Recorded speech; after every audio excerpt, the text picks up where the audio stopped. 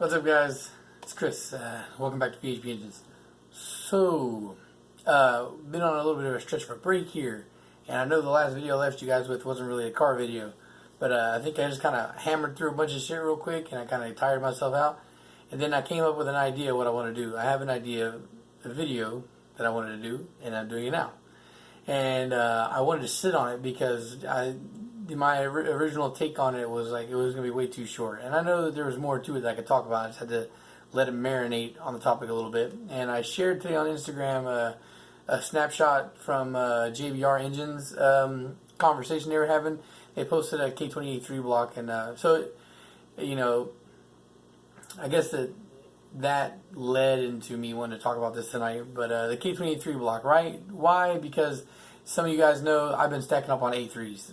They're like fucking mosquitoes to me. For some reason, they come to me. I guess because I'm the only one that really buys them. Nobody fucking buys A3s.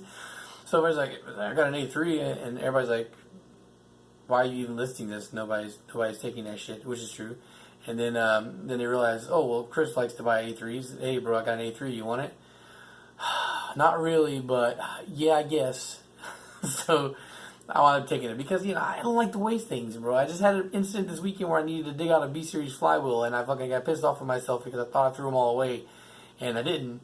Turns out I didn't even need to sell it or whatnot, but, you know, still, like, every time I toss something out, I can need it later, so I just, you know, you got a healthy A3 you want to fucking get rid of for a little bit of money, man, I don't mind paying you like 50, 80 bucks for it, depending on how much shit you got on the engine. You know, go ahead, bring it to me. I'll take it. So now I've got 3 A3s, and I'm probably picking one up again tomorrow. So speaking on the A3s, I am definitely planning on using that. Like I said a couple months ago, or maybe a month ago, I was going to build these. I'm going to do that, and I'll talk about that more separately because I've already wasted 2 minutes talking about something that's not even really on the main topic here. So K-Series, why K is king. Alright, so I think that if you don't really know off rip, I think some of these things will be like, oh yeah, well of course that seems a lot more obvious now once we start talking about it here. And so the first thing is, we'll just start from the bottom and go to the top. And there's no replacement for displacement.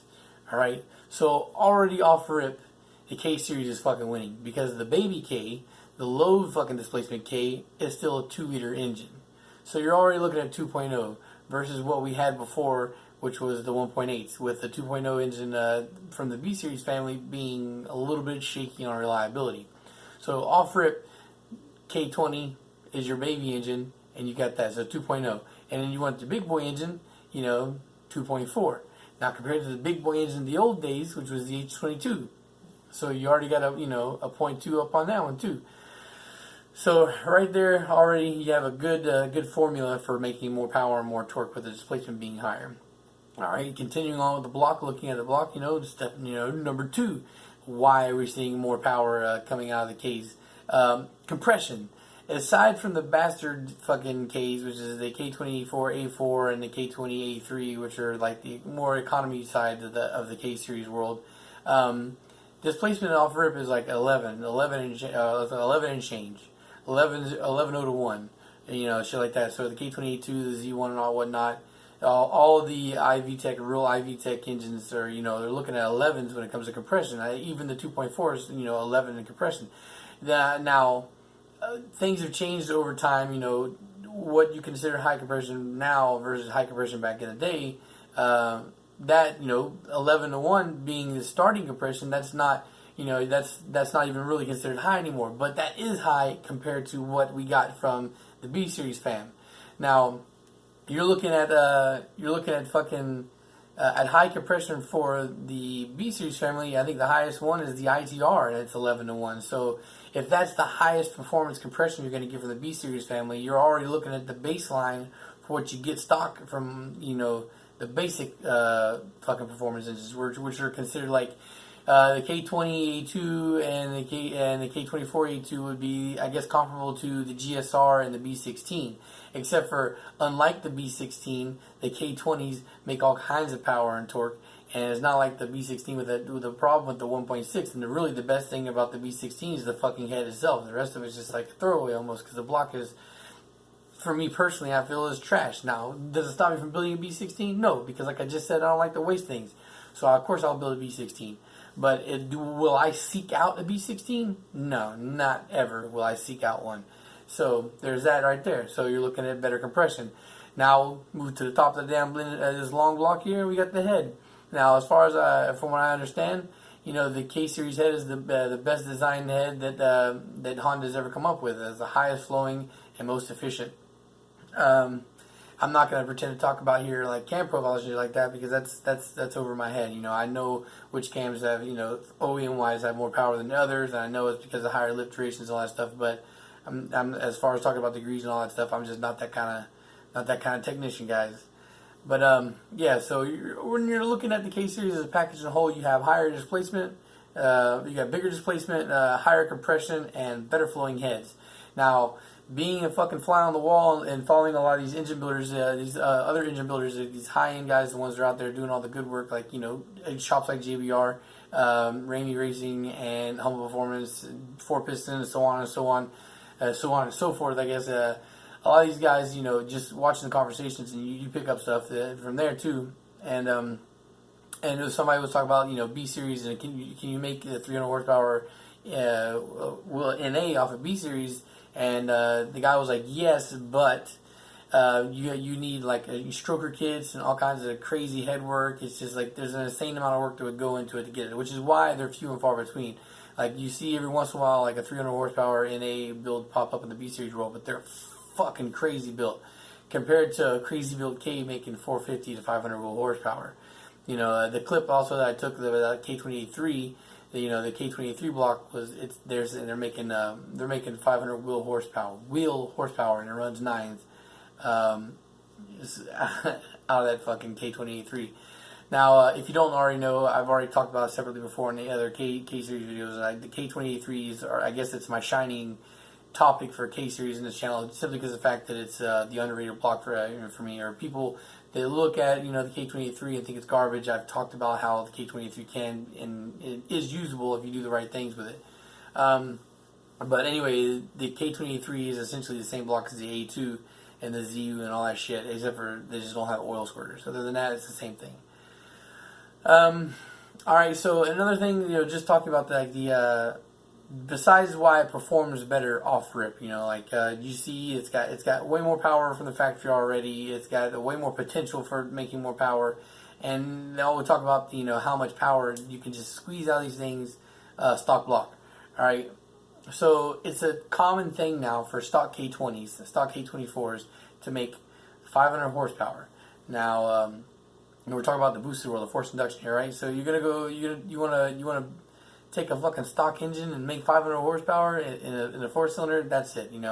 As far as my personal insights on that, it was an eye opener. It was one thing to see things in pictures, and a whole other thing when you actually open it and see it. When the first K I rebuilt was, I think, a year and change ago, and it was a K28-3, and just after taking the head off, once I actually got to look at the block, I'm like, wow, like not only do we have big displacement here because we're already looking at a 2-liter engine, it's the cylinder sleeves themselves are meaty as hell. They're thick, way bigger. Like if you put a B Series block besides the K Series, you can notice a difference immediately. Right away, you can tell this is a hardy ass engine. So not only we talk about on stock internals, you're making 500 horsepower, but stock sleeves. These guys are routinely making, there are guys routinely making like 700 plus horsepower on stock sleeves. And we're talking about bone stock. I know Cylinder Support System says that their stock sleeves with their cylinder support in it, but me personally, I think you're by modifying anything at all, you're taking that kind of stock out of it, and you're doing a modification. So with 0 modifications to the sleeves, exactly how the block comes from Honda, 700 horsepower, which is crazy, and it's easy to see how as soon as you see it. Like you just look at it and you compare it to a fucking B Series, it's like, yeah, for sure. Like I definitely understand and see how they're making these kind of high power levels. And then to move to the rotating assembly themselves, I don't know so much the difference between and strength and quality between the B Series pistons themselves and the K Series, but I would imagine they are higher because it's a higher quality, because I think once you cross over into like the 400 horsepower range, you're looking at braking ringlands and shit like that. as compared to the K series, which are obviously holding up a lot more. And then as far as the rods overall seem to be a bit beefier, and I think the rod bolt design, the redesign also was a big benefit as well. Instead of having like a peg that sits through the bottom and a nut to go on to secure your rod bolts or your caps to the actual main rod, you have one single piece, one bolt that goes through the cap and into the rod itself. So I think that taking away the ability for that to move, it takes away a little bit of the slop in between, so just a higher clamping force. So yeah, just when you dissect the K series and the V series, they just add up on the things too. It's an insane thing. Quick benefit of being able to have that K20 sitting on there.